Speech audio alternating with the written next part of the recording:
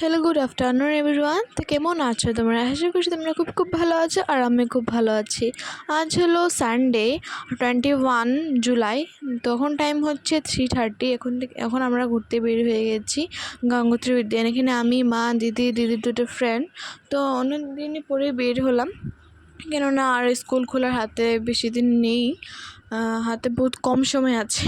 তো তাই এখন স্কুল খোলার পর তো আরও ঘুরতে যেতে পারবো না, কেননা কোনো ওকেশন ওয়াইজেই বন্ধ দেবে, এমনি তো আর বন্ধ দেবে না। যখন ফ্রিলি বন্ধ পাচ্ছি এরকম তো পাবো না।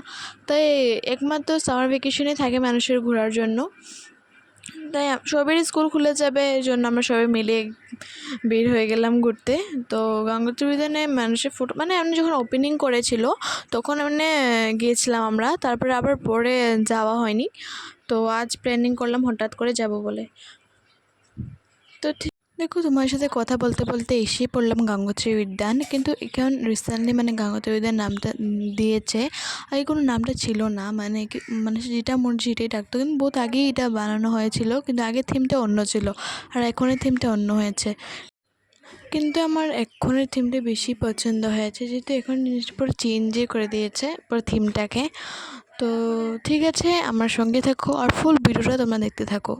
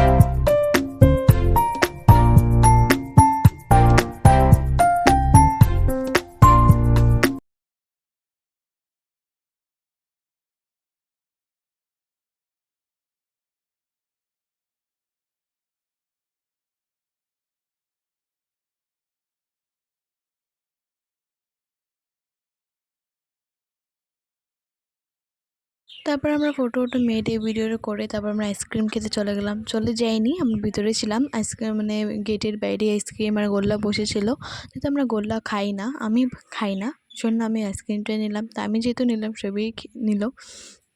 তারপরে দেখো পুরো ভিডিওটা আমি করে নিলাম যাওয়ার সময়। এখন আমরা চলে যাব, বহুত দেরি টাইম স্পেন্ড করেছি। 6:15 তখন আমি এসে পড়েছি বাড়িতে আমরা। তো আজকের ব্লগটা খুবই ছোট হয়েছে, কেননা আমি ভুলে গিয়েছিলাম ব্লগটা করতে। আমি রাস্তাতে গিয়ে মনে পড়েছে আমার ব্লগটা করার ছিল, তারপর আমি ক্যামেরাটা নিলাম ব্লগ করার জন্য। যদি আমি আগে থেকে করতাম তাহলে একটু বড় হতো হয়তো। তো ঠিক আছে, আজকে এতটুকুই থাক। আমি চেষ্টা করব যে আর একটু বড় ব্লগ দেওয়ার, আমার ব্লগগুলো খুবই ছোট হয়।